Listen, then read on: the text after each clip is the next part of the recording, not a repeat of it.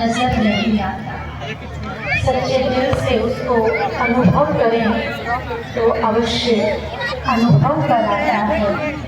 उस पिता परमात्मा अनुभव करने के लिए जो वो कहता है कि खुद को जानो, खुद को देखो और दूसरों को भी जैसी नजर वैसा नजारा। अपने आप को भी रूह समझो, दूसरों को भी रूह समझ करके देखो।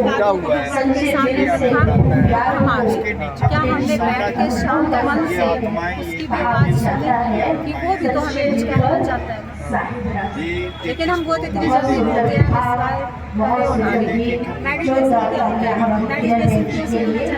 क्योंकि यहाँ पर इसलिए नजदीक मैं उससे बात करती हूँ तो उसका रिस्पॉन्स भी आता है। दो के बीच इस दुनिया तो समझ नहीं मेडिटेशन माना, योग माना, आया हुआ भी है। वो तो अपने नशे में वो कहते हैं देवता तो होते ही नहीं, ऐसे कैसे हो यदि हम उसको ऐसे ही लगते हाँ जी, ये तो मिथ्या है। तो ऐसे ही दिखा रहे हैं, गीतों के माध्यम से रोशन कर रहे हैं, अपनी कला को प्रभु की सेवा में लगा रहे हैं। सभी तक बाबा का संदेश अपनी मधुर वाणी के द्वारा पहुंचा रहे हैं। तो बाबा के ऐसे दीवाने जिनको सिवाय बाबा के और कुछ नजर नहीं आता है, बस बाबा बाबा ही नजर आता है। अपने सुंदर गीत, अपने भाव आप सभी के समक्ष रख रहे हैं। दीवाने बने हैं जब से क्या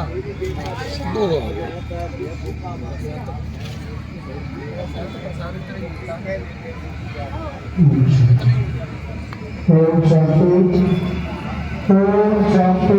पीछे वाले प्रभु परमात्मा की सभा दोनों हाथ ऊपर करके बताएंगे। प्रभु प्रभु के दीवाने की सभा, दोनों के खाए हाथ उनके ग्रहों गाँव दिवाली हमारे सागर में गुड़िया सोने की गुड़िया किरण की गुड़िया उन्होंने अपना जीवन बाबा पर समर्पण किया। या यूं कहे सबकी लीला बन करके दिखलाया, या यूं कहे शिव दिवाली बन करके दिखलाया। उसका प्रत्यक्ष प्रमाण आप सबको यहाँ तक पाया, दुनिया के लिए पा गया। ये है तो हम यहाँ पे कभी हैं तो छोटा सा दिन में दीवाने बने हो सकते थे और नक्साने बने हैं बच्चे थे। भोलेनाथ का बहुत सुंदर आप सबको बनना।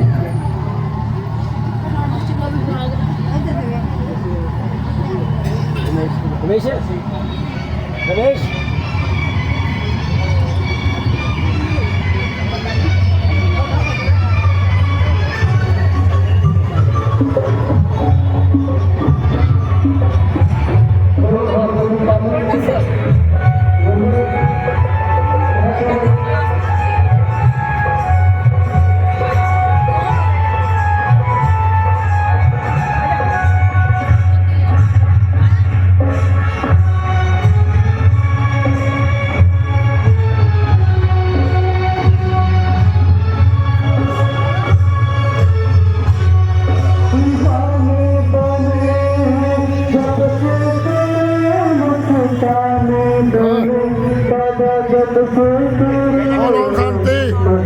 ओम शांति बोलो।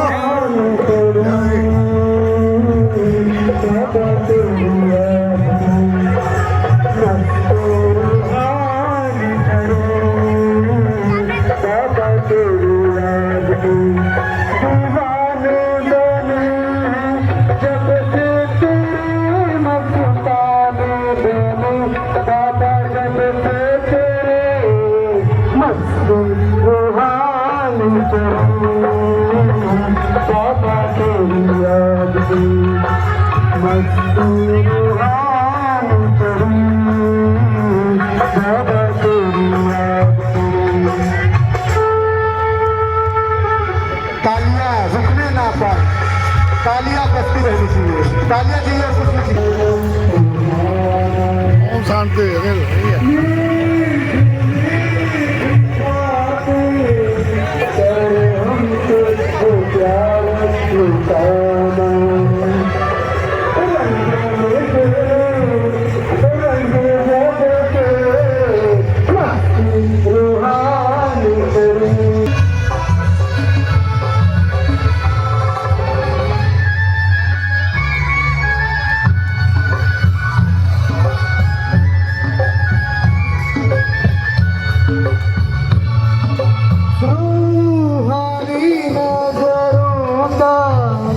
जादू तेरा जो हम पे चला है, रूहानी नजरों का जादू तेरा जो मुझ पे चला है। मैं तेरा तू मेरा बाबाई का बज के हर पल मुझे बाबाई का बज के हर पल है मुझे।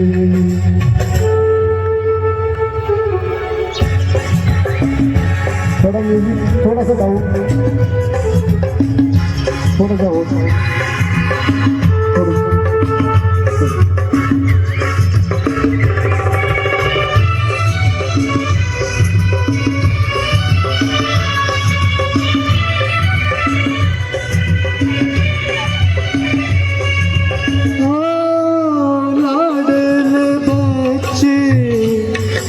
तुमने वतन में बुलाया, बाहों में अपनी भर के पलकों में है अपनी समाया।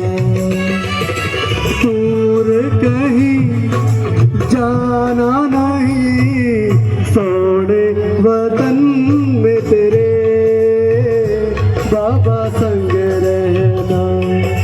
हीरा बनाए मुझे तेरा क्या कहना, सोने वतन में तेरे बाबा संग रहना। हीरा बनाए मुझे तेरा क्या कहना, सोने वतन में तेरे बाबा संग रहना। हीरा बनाए मुझे तेरा क्या कहना, तेरा क्या कहना। बहुत जोरदार तालियां अंकुर भाई के लिए भी। बहुत सुंदर भाव अपने मन के हम सभी के समक्ष रखे। अभी मैं अनुरोध करना चाहूँगी हमारी किरण बहन जी से, जो सच्ची मीरा बन करके जब से प्रभु का प्यार पाया है वो जीवन कैसा हो गया है, उसकी एक झलक आप सभी को अपने गीत के माध्यम से बताएंगी। जब से प्रभु का प्यार मिला है, जब से प्रभु के बने हैं और उन्होंने अपने जीवन को कैसा बनाया, क्या क्या प्रभु से पाया है, तो अपने सुंदर गीत के द्वारा जब से तेरा प्यार मिला जीवन कैसा खुशहाल हो जाता है और आपका भी जीवन उस प्रभु से जुड़ करके कितना मालामाल और खुशहाल हो सकता है। लेकिन खुशी है कहाँ? हाँ, खुशियों का सागर परमात्मा है और परमात्मा से जब हम अपने मन की तार को जोड़ लेते हैं तो उस प्यार को फील करते हैं और सदा खुशी में रह सकते हैं। तो मेरे साथ आप भी खुशी से ये गीत गुनगुनाएंगे मन ही मन और खुश होकर प्रभु पिता को धन्यवाद करेंगे, शुक्रिया करेंगे। जो उसने हमें दिया है उसका बारंबार शुक्रिया। सुनते हैं अभी ये गीत।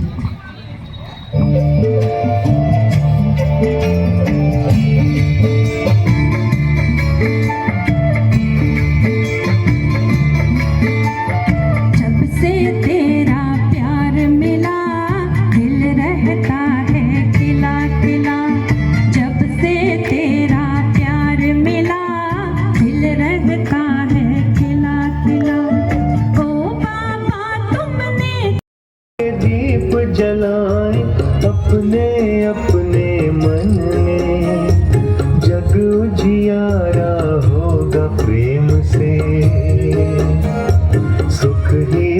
कण कण में शुभ संकल्पों के दीप जलाए।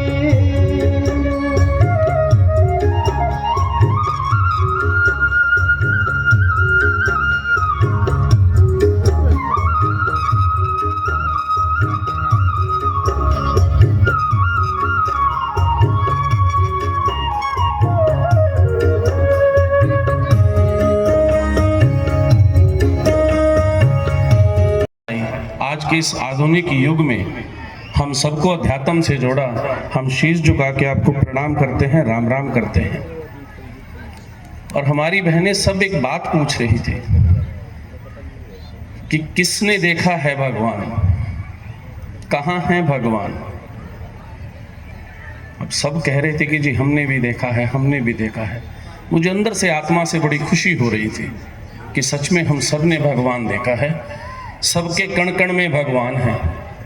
हम सब मंदिरों में जाते हैं, हम सब अपनी अपनी धार्मिक स्थलों पे जाते हैं, हम हर जगह भगवान ढूंढते हैं।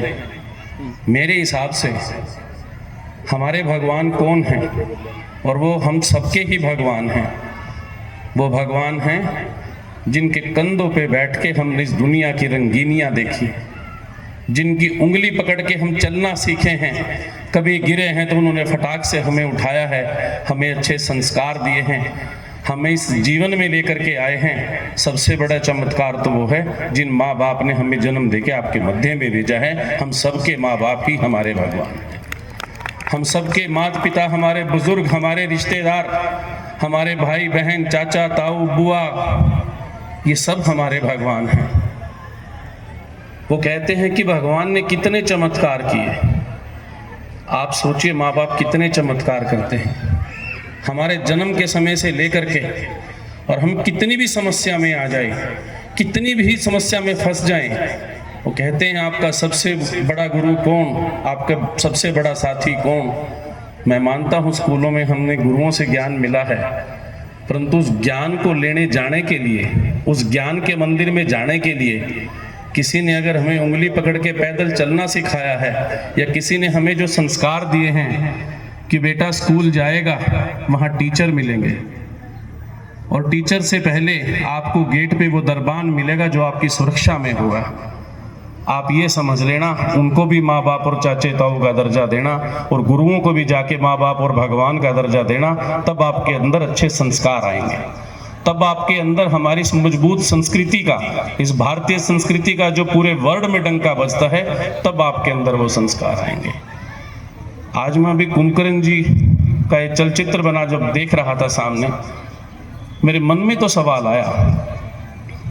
महांकुर जी से बकायदा पूछा, महांकुर जी मेरी प्रार्थना है, कहते भाई साहब अभी शो होगा और उसमें आप देखेंगे कि अज्ञानता के अंधकार में जिस तरह से कुंभकर्ण जी सोए हुए हैं, इसको जगाने के लिए एक प्रयास है। वो शब्द सच में मेरी आत्मा को छुए कि सच में आज हम अज्ञानता में घूम रहे हैं। इंसान से खूबसूरत चीज उस परमात्मा परमेश्वर ने कोई नहीं बनाई। इंसान ही एक ऐसी चीज है जो सुबह जब उठता है अपने आप को अच्छा सजाता संवारता भी है, शीशे के सामने अपने चरित्र को संवारता, अपने चेहरे को संवारता है, परंतु सही मायनों में अगर उसका चरित्र, उसका आचरण है, वो उसका आचरण है, वो अपने माँ बाप के प्रति, अपने बुजुर्गों के प्रति, अपनी गली से जब निकलता है, अपने पड़ोसियों के प्रति आपका भाव क्या है। उस अज्ञानता के समुद्र से बाहर आने की जरूरत है। आज हम अपनी दौड़ धूप में ये भूल बैठे हैं कि एक्चुअल हमारे माँ बाप ही हमारे भगवान हैं। मैं कभी मंदिर जाने से नहीं रोकता, मैं कभी गुरुद्वारे या किसी गुरु घर जाने से नहीं रोकता, परंतु मैं एक प्रार्थना जरूर करता हूँ। हम सब मिलकर के अगर एक सार्थक प्रयास करेंगे, हम सब मिलकर के अगर हम ये कोशिश करेंगे कि किसी भी बड़े काम से जाएं, या अपनी दुकान पे जाएं, अपनी नौकरी में जाएं, या अपने खेत में जाएं, या मैं कहता हूँ अपनी किसी फैक्ट्री के बाहर मजदूरी में जाऊँ, या मैं अपनी दुकान पे जाऊँ, अगर अपने माँ बाप के चरणों को चरण स्पर्श करके मैं चला गया तो निश्चित तौर से मुझे कोई बुराई छू भी नहीं सकती। जिस दिन हमारा भाव, ऐसा भाव हमारे मन में आ गया कि हम पड़ोस से निकलें तो ये ना देखें कि मेरा पड़ोसी किस जाति और धर्म का है, मेरा पड़ोसी अमीर है या गरीब है, मेरे गांव और मेरे आसपास रहने वाले लोग क्या हैं, हम ये भाव लेकर के चलें कि मेरा पड़ोसी भी मेरे बाप का दर्जा रखता है, मेरे चाचा ताऊ का दर्जा रखता है, मेरे पड़ोस में रहने वाली मेरी बहन मेरी बुआ का दर्जा रखती है, मेरी माँ और चाची ताई का दर्जा रखती है। और साथियों में एक चीज़ और भी सीखी है, इंसान कहता है कि यार हमें क्या लेना, छोड़ो, जो होता रहेगा चलता रहेगा। परंतु सही मायनों में अगर आपको आपकी कोई कमी बताता है, आपको किसी गलत काम करने से टोकता है, या आपको बात बात पे कोई शिक्षा देता है, या आपको बात बात पे कहीं कहता है कि ऐसे ना करो ऐसे कर लो, वो सही मायनों में आपका सबसे बड़ा शुभ चिंतक है, सबसे बड़ा शुभ चिंतक है। वरना आप गलती करते रहोगे, किसी अहंकार में आ जाओगे, और कोई आपको जब टोकेगा ही नहीं तो कहीं ना कहीं आप फंस जाओगे। आपको कोई अगर टोकता है, आपको कोई कहीं अगर रोकता है, आपका उसको भाव देखो कि उसका भाव क्या है। आपका प्रति उनके मन में एक प्रेम का भाव है, आपके प्रति उनके मन में एक शिक्षा देने का भाव है, तभी वो आपको टोकते हैं। तो आज यहाँ छोटे बच्चे भी आए हैं, मेरे छोटे भाई और छोटी बहनें भी आई हैं। अगर आपके माँ बाप आपके चाचे ताऊ टोकते हैं तो ये समझ लेना जीवन में उनसे बड़ा साथी आपका कोई नहीं है। उनके प्रति अपना हमेशा भाव रखना कि जो आपको जीवन में टोक रहा है वो आपका सबसे बड़ा साथी है। चालू है और जल्दी ही उसका उद्घाटन हमारी बहनों के द्वारा किया जाएगा और हमारा सहयोग, हमारा भी प्रयास रहेगा। मैं अपनी बहन से जुड़ा हुआ हूँ, जो भी हमारी ड्यूटी जहाँ भी लगाएंगे हमेशा मैं आगे उनके साथ उनके पीछे चलते रहेंगे। जो और मैं आपसे यही निवेदन करूँगा कि आप